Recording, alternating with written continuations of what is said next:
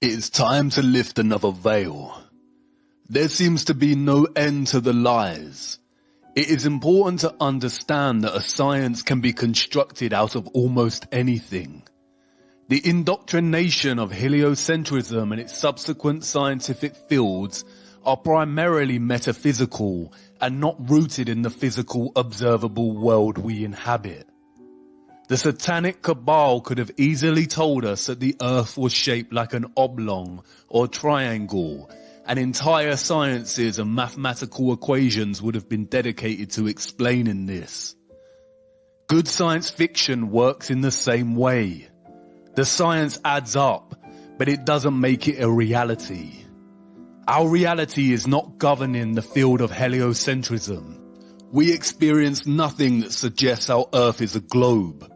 No, rather it is a concept or idea that is governing heliocentrism and leading many scientists further astray from discovering real truth. The perceivable world is at odds with scientific theory. It is deliberate deception. And this deception is also present in our geological understanding of Earth's flat plane. Throughout cultures, we come across mythological stories of creatures being turned to stone. The most famous of these is the legend of Medusa, who had snakes in place of hair and whose glance would turn people to stone. The tales are found in European, Native American, Asian, ancient Greek and Oceania culture. The stories often feature serpents or basilisks. Many believe they are our ancestors' ways of explaining petrification. Here are images of petrified animals, and here are some images of petrified wood from Petrified Forest National Park in Arizona. We are told by the scientist priests of the world that organic living matter petrifies in two ways. The trees became petrified when buried in sediment, like thick mud, or in volcanic ash. Look closer at the petrified trees. They haven't just turned to stone, but are composed of crystals. A cataclysm such as a mud flood or volcanic eruption literally turned wood and living matter into crystals. The object, we are told, needs to be impacted so oxygen and bacteria cannot reach the matter to begin decomposing it. Yeah, right. Why we believe such nonsense in the first place is beyond me. We bury our dead and they decompose. They do not turn to stone or crystal. And a volcanic eruption produces volcanic ash. This ash is destructive, as Wikipedia tells us. It can affect human and animal health. It can disrupt electrical systems.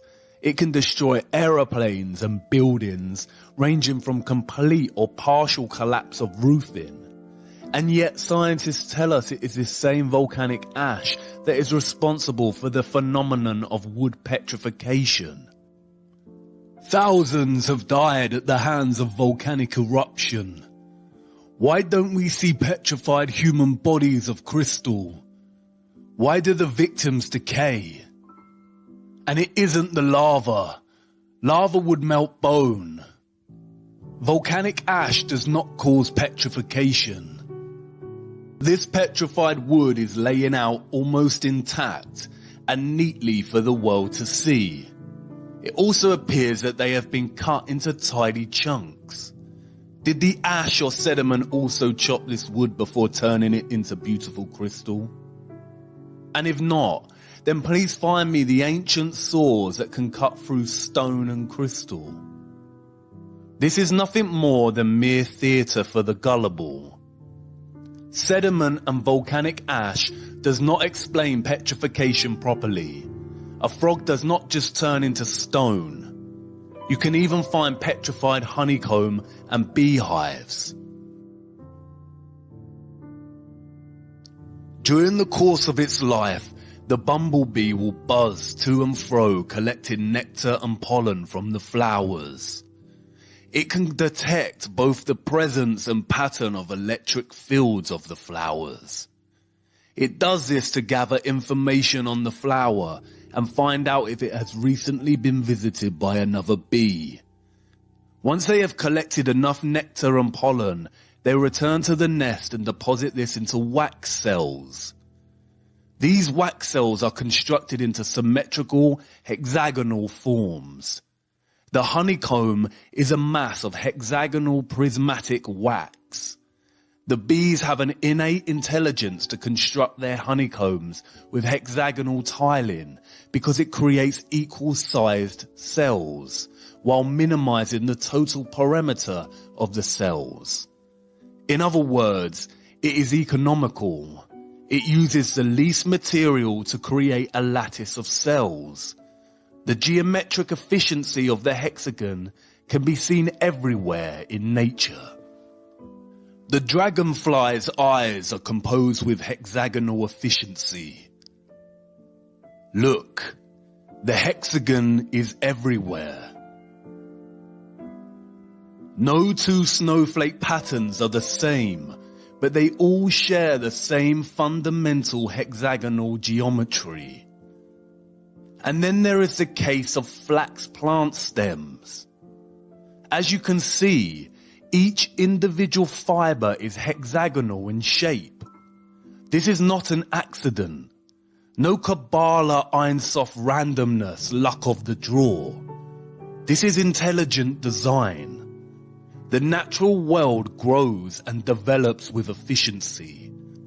The stem consists of hexagonal columns that allow it to grow upwards. And the result is this. Beautiful plants and trees grow upward towards the sky. When we look at tree rings under a microscope, we see similar geometric patterns of the hexagon. Microscopic photographs of petrified wood shows these same hexagonal columns. But according to the scientific priests, there exist anomalies in our world. The basalt columns, perfect hexagonal columns that mirror the tight efficiency we see in organic living matter. Wikipedia and mainstream science tell us that columnar basalt formed due to the cooling of magma or lava flows. This is what lava looks like when active. And this is what it looks like when it has cooled and hardened. So how did magma or lava cool down and form hexagonal shapes so perfect in their geometric symmetry? This is Giant's Causeway in Ireland. Does it look like magma lava formed these huge, perfectly shaped hexagonal columns?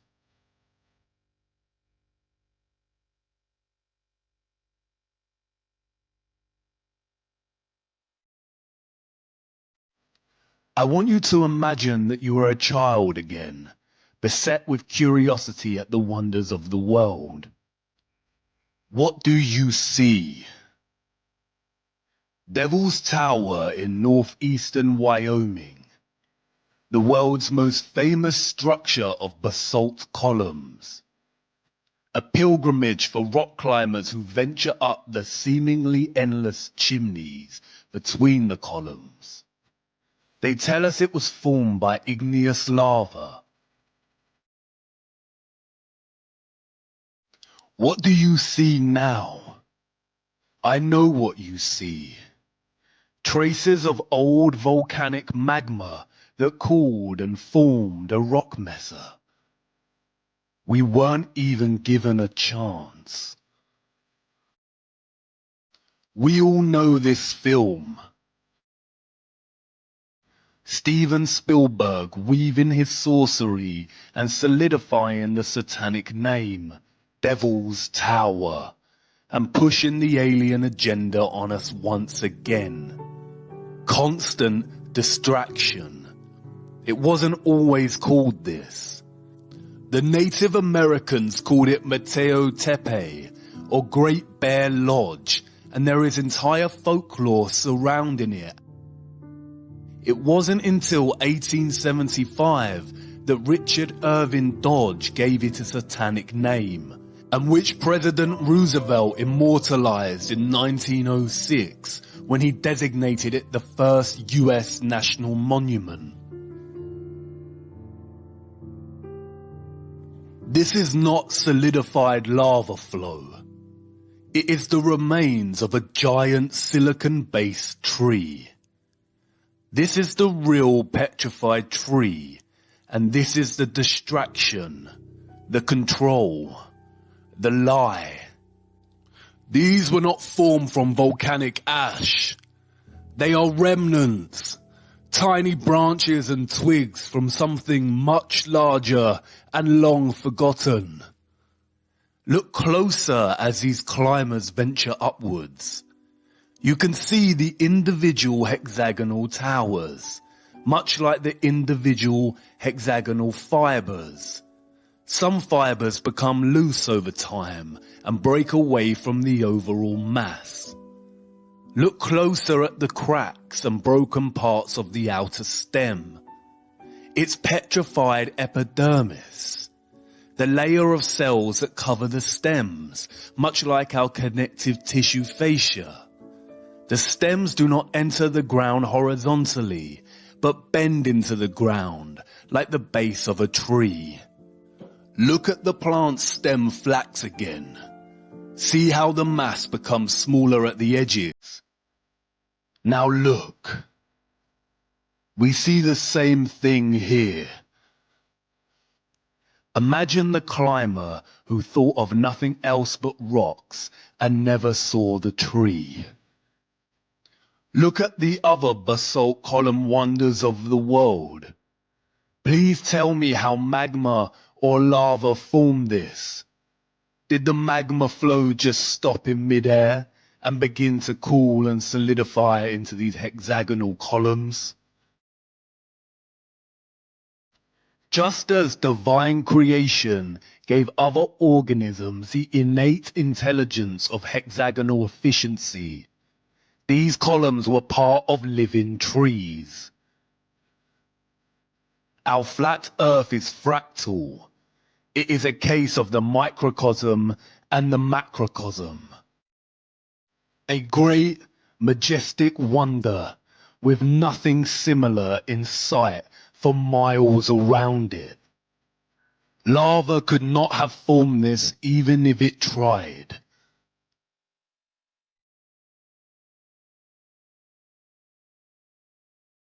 But you didn't notice, did you? Can you not see it? We were born with sight and we've become blind. Your eyes have become traitors over time. Look closer. The top is flat. This tree was cut down.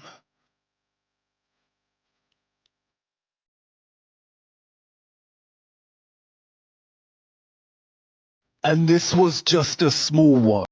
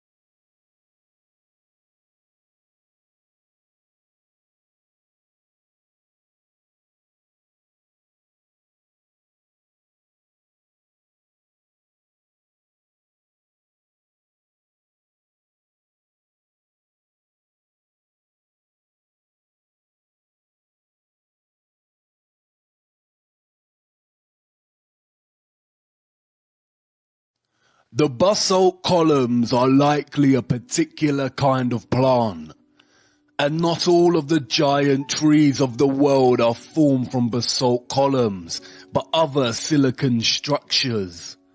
The giant trees were diverse in species and type, much like we see in our trees today. Not all of what we've learned to call mountains are giant trees. Eyes exposed to the light take time to adjust, but you will start to spot the difference. This is not a volcano. It's a pile of loose waste that was generated and piled up by giant machines. It has a perfect cone shape, like all loose structures. Lava and volcanic ash contain high levels of silica. They piled the grounded silicon and chemical waste of their activities here. These chemicals sometimes react with each other and sometimes burn. Any farmer will tell you compost heaps can start to heat up to the point of spontaneous combustion. The microcosm and the macrocosm. Silicon is the second most abundant element found in Earth's crust after oxygen. Silicon is structurally very similar to carbon. Many scientists have theorized that silicon-based life is possible. When silicon interacts with oxygen, it turns into quartz. This is a carbon-based tree, and this is a silicon-based tree. History is a lie. There was a silicon era in which trees grew to enormous heights, and they were made primarily of crystal, just like quartz. What we call rocks today are really just fragments of old giant trees and other living organisms. Rocks and stone are the phase between silicon and carbon life forms. There are no petrified organisms, just the remains of silicon-era organisms. More than 75% of the Earth's volcanoes reside in the Ring of Fire, a major area in the basin of the Pacific Ocean, the deepest ocean on Earth. Look at this image of our oceans without water. You can see the scarring and trenches on the ocean's floor. This is where they dug and mined the most. The Ring of Fire is home to the deepest trench on Earth, the Mariana Trench. It measures 2,550 kilometers in length and is over 10,000 meters deep. Look at all the other trenches in this area. It is not a coincidence that the largest volcano on Earth, the Tamu Massive, is located right next to these trenches under the water. It is the size of the United Kingdom. The extent of the mining here has created 452 ocean waste piles, or what they call volcanoes. You see, there never used to be oceans on Earth like we know them now. What is now the oceans was once covered in deep silicon crystal. All life was primarily silicon-based. Silicon does not need water to grow. It is very different from the carbon-based life that we know of and experience as humans. Only carbon-based life needs water to survive. Scientists have found an unusual amount of carbon in the ice of the Earth's poles that dates back thousands of years. This high amount of carbon in the ice shouldn't be there. They tell us its recent presence is because of burning fossil fuels since the Industrial Revolution, but that doesn't explain the carbon that dates back thousands of years. It suggests there was a huge worldwide fire at some point in our history. Carbon was brought into Earth. Silicon is usually bound with oxygen. We are told that in order to reduce the silicon to its purest state, which means removing the oxygen molecules, carbon must be used. Silicon is purified through a reaction with carbon in the form of coal, charcoal, and heating to 2000 degrees in a furnace. They mined the silicon out of Earth and harvested the giant silicon trees and used a vast amount of carbon to purify the silicon. Our oceans contain 38,000 gigatons of carbon. 1 gigaton equals to 1 billion tons. But silicon is the second most abundant element in the Earth's crust. Carbon presence in the Earth's crust is actually very low. Carbon life was never meant to be. Earth would never have favored carbon-based life over other possible choices. A creator would never have favored carbon over silicon. Silicon would form an unbelievable, beautiful world. It binds to oxygen 5 times stronger than carbon. Carbon is weaker and combined with many other elements. Because of this, our lives are short and susceptible to disease. But again, not all mountains are trees. There is a reason you can feel completely changed spiritually and physically in some parts of the mountains and then feel a sense of the barrenness in other parts. This is a cuttlefish, the largest bucket wheel excavator in the world today. The rotary excavator works by scraping the land and leaving a concave wall of stone. Look at these cliffs in Australia. They are called a wonder of the world. The wave rock. But can you see the resemblance? It is not a wave of rock. It is the scars of giant rotary excavation. We can find representations of gigantic machines in the pre-Spanish pottery displayed in Costa Rica and San Francisco. Imagine you are a rural inhabitant and you see one of these, much more gigantic in scale, and for the first time. You would too think they were some kind of mythical monster. Look at Tula, the ancient capital city of Toltec. They revered these beings and paid homage to them with sculptures on top of their half pyramids. Look closer at their hands. They look like they're holding drills or power tools. Look at this drawing. It depicts beings in some kind of metallic suit, with helmets that cover their entire face for protection, and what looks like to be swords in their hands. We are told these artifacts were made before metal was discovered, but that is clearly a lie. Look at these images of quarries. You see the tiered, stepped structure. It is a formed structure with right angles when viewed from above. The excavators take huge chunks of land, and this is the remaining result. They have lied about everything. What they call ravines, cliffs, valleys are nothing more than quarries. Look at the valley passages and limestone cliffs that border it. Massive chunks of land were excavated and carved out. Now look at the rest of our world. Quarried tiered stone.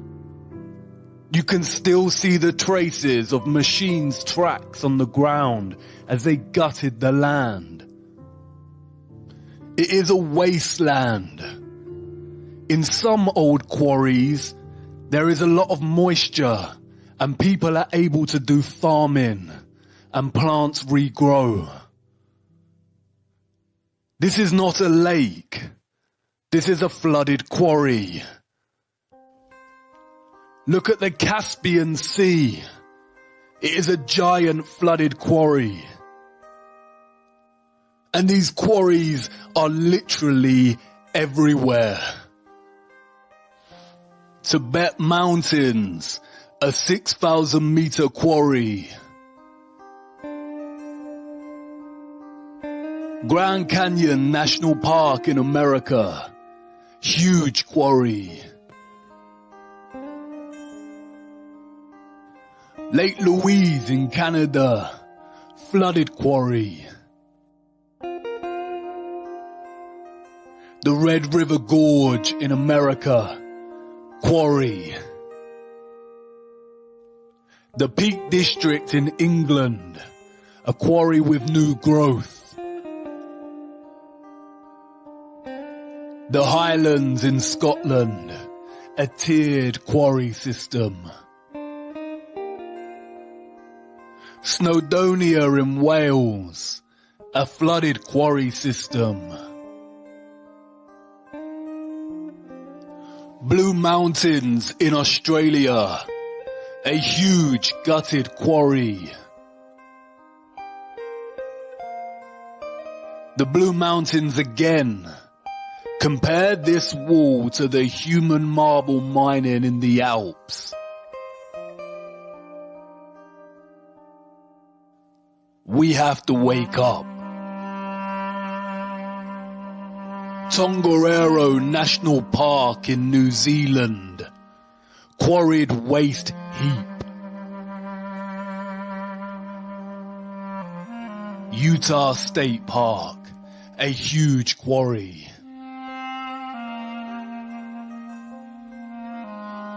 Bugatti Mountains, quarry waste. Zermatt Glacier in Switzerland, a quarried path with scarred tracks. Rainbow Mountain in Peru, a quarry heap full of chemicals. Lunar Crater Lake in Iceland, a flooded quarry. Namibia Desert, vast quarried waste.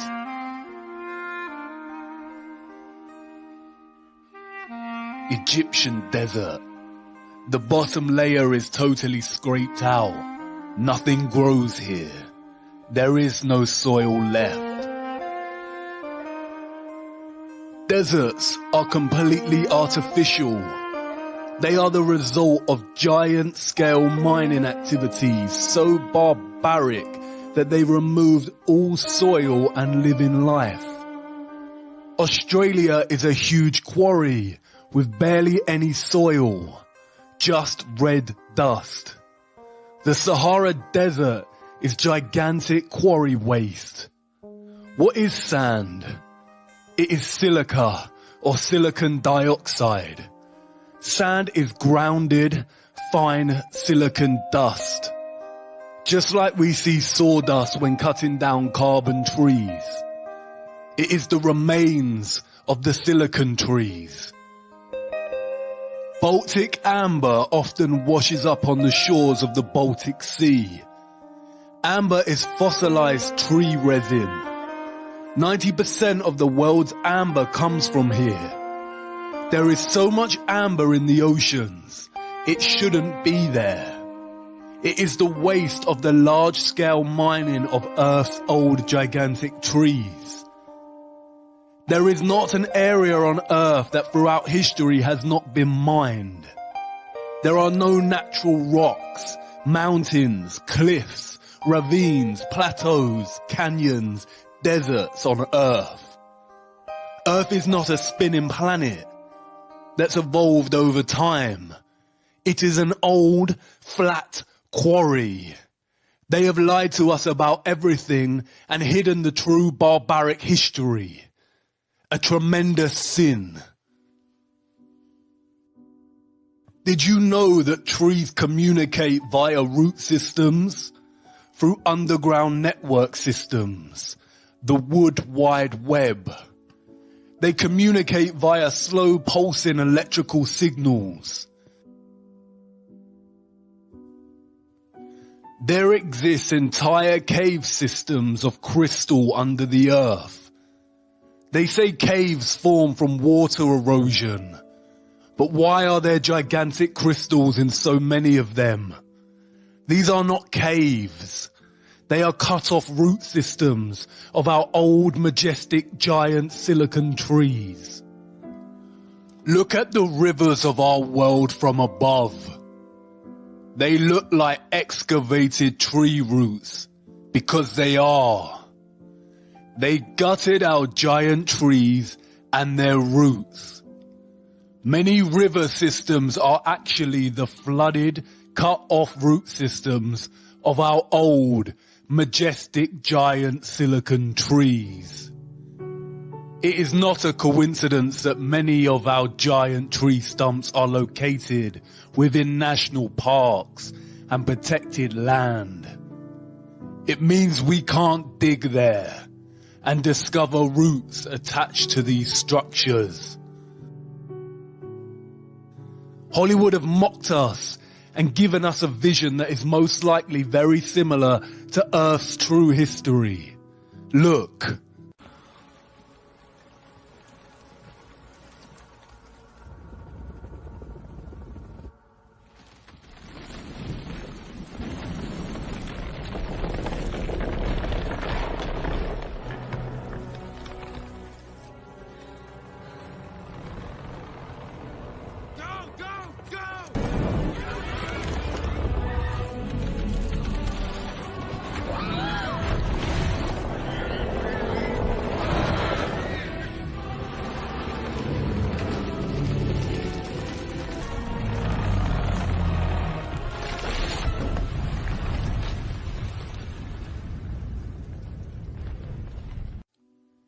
It's interesting that the director of this movie, James Cameron, also has an obsession with diving down into the Mariana Trench. Silicon, we are told, is a powerful semiconductor.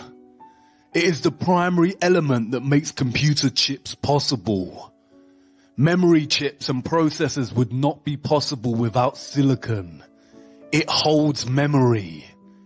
That's why they call our era the Silicon Era, and that's why it's called Silicon Valley. They came and brought in carbon so they could oxidize and retrieve pure silicon from our once beautiful world.